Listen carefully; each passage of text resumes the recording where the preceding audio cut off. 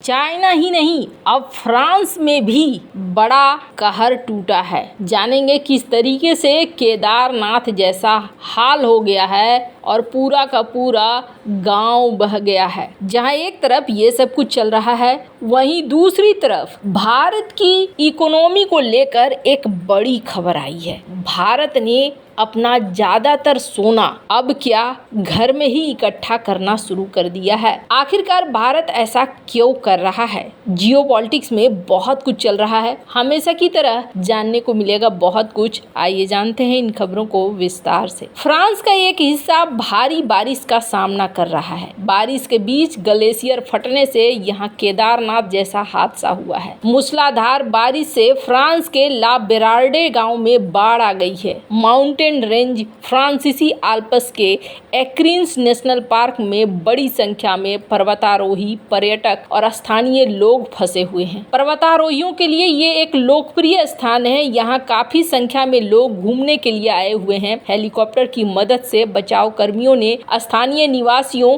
और पर्यटकों को निकाला है। पिघलती बर्फ के साथ भारी बारिश ने आल्प्स में एटानकंस टोरेंट पर बने पुल को ढहा दिया है। इससे शहर के अंदर या बाहर जाने का एकमात्र रास्ता बंद हो गया है। इसमें करीब 97 लोग फंसे हुए थे, जिनको निकाल लिया गया है। एल्पाइन मैग की एक रिपोर्ट में कहा गया कि वेनेओन नदी के पास के शिविर स्थलों को खाली करा लिया गया है। आमतौर पर इन ऊपरी पर्वतों पर बर्फ पूरे साल भर ढकी रहती है। ऐसे में ला बेरार्डे दक्षिणी फ्रांसीसी आल्प्स में एक्रिन्स नेशनल पार्क में पर्वतारोहियों और पैदल यात्रियों के लिए एक पसंदीदा जगह है। गांव से ट्रेकर्स पर्वतीय शरण स्थलों तक पहुंचते हैं, जो आमतौर पर क्षेत्र के कुछ सबसे प्रतिष्ठित चोटियों के लिए शुरुआती बिंदु के रूप में काम करते हैं। इनमें बैरे डेस एक्रिन्स, डोम डी नीगो और माउंट पेलवोक्स, लेस एग्नेवेक्स और एगुअल डिवोना शामिल है। ये सेरे सेवेलियर की स्की रिजोर्ट के पास भी है। इस सप्ताह हुए मूसलाधार बारिश के कारण नदियों में बाढ़ आ गई है। यहाँ स्थिति काफी खराब है। फ्रांस में यह हादसा तब हुआ है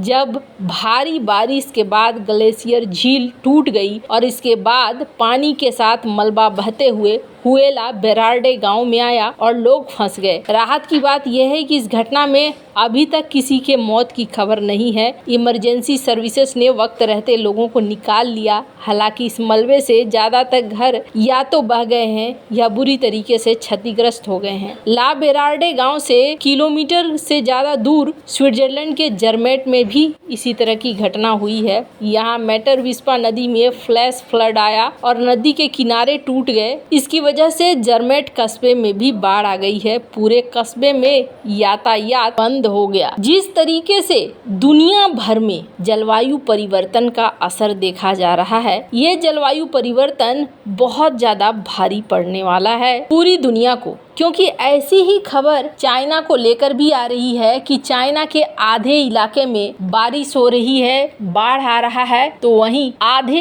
इलाके में बहुत ज्यादा सूखा पड़ रहा है। वैसे तो कहा यह जा रहा है कि सिर्फ यहाँ ही नहीं बल्कि दुनिया के अलग अलग इलाकों में भी यही हाल देखा जा रहा है। अमेरिका में भी कमोबेश इसी तरीके के हाल देखे जा रहे हैं। जलवायु परिवर्तन का अब असर दिखना शुरू हो चुका है। दुनिया भर में अब धीरे धीरे जहां नहीं भी बाढ़ आते थे, वहां बाढ़ आने शुरू हो गए हैं। दुनिया भर से ग्लेशियर गायब होने शुरू हो गए हैं। मौसम का कुछ भी अता पता नहीं है। गर्मी बेतहाशा बढ़ रही है। और अगर बात करें कि दुनिया क्या सोच रही है, तो ये दुनिया इस वक्त COP28 में उलझी हुई है। ये कुछ सोच नहीं रही है और ना ही इन्होंने अभी तक कुछ निर्णय लिया है कि आगे कैसे क्या करना है, क्या इस मुद्दे पर आगे बढ़ना है या चीजों को यूं ही अटकाते रहना है। खैर, अब इसका असर दुनिया आने वाले दिनों में और भी ज्यादा देखेगी। तो वहीं दूसरी तरफ भारत के स्वर्ण भंडार के लिए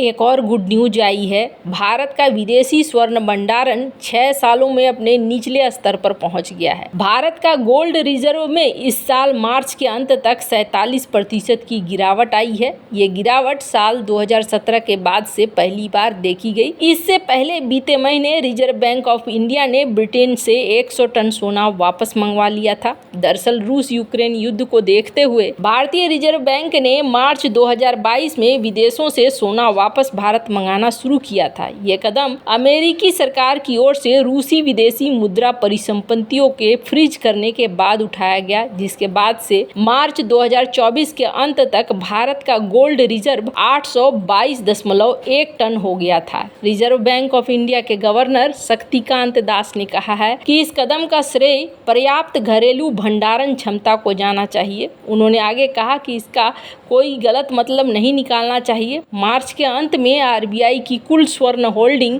822 टन थी। ईटी की एक रिपोर्ट के अनुसार दिसंबर 2023 में 57 केंद्रीय बैंकों और एसेट मैनेजमेंट्स को शामिल करके एक इन्वेस्को सर्वेक्षण किया गया था, जिससे पता चलता है कि ब्रिटेन 8 से 10 साल पहले अपने गोल्ड रिस्क को बढ़ा दिया है। इसे स्वैप और उपज वृद्धि के लिए लंदन में संग्रहित किया गया था। हालांकि सर्वे में केंद्रीय बैंकों की ओर से गोल्ड रिजर्व को अपने देशों में वापस ले जाने के बढ़ते चलन के बारे में बताया गया। सर्वे में ये भी कहा गया कि 2020 में इन देशों का स्वर्ण भंडारण 50% था। दिसंबर 2023 तक बढ़कर 67% होने का अनुमान है, जबकि अगले 5 साल में ये 74% हो जाएगा। साल 1990-91 में भारत फॉरेन एक्सचेंज क्राइसिस से जूझ रहा था। इस दौरान भारत का विदेशी मुद्रा भंडारण बिल्कुल खत्म होने के कगार पर था और इसके तत्कालीन सरकार ने भारतीय सोने को गिरवी रख के $405 मिलियन का लोन लेकर अपना विदेशी मुद्रा भंडारण बढ़ाया था। हालांकि भारत ने नवंबर 1991 में लोन चुकता कर दिया था, लेकिन अपने सोने को ब्रिटेन में स्टोर कर दिया था। कुछ ऐसी स्थिति बनी थी,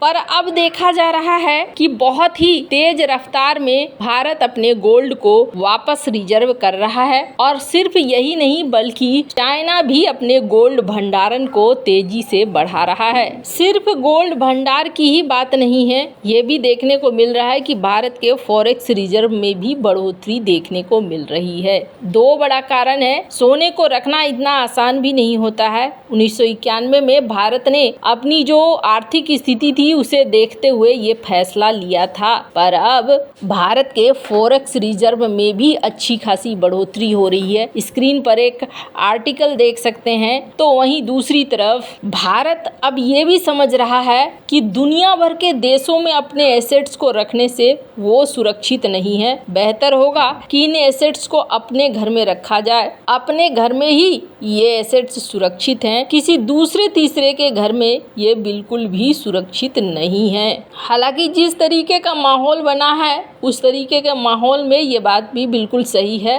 कब कौन किसकी संपत्ति को सीज कर ले, ये बहुत मुश्किल भरा समय है। ऐसे में देश अब अपने अपने यहाँ पर ही चीजों को संग्रहित करना चाहेंगे। वैसे आपको क्या लगता है, क्या अपने घर में संग्रहित करना ज्यादा सही है या नहीं है? कमेंट कर अपनी राय जरूर बताएं। चल मिलते हैं अगले वीडियो में नई खबर के साथ।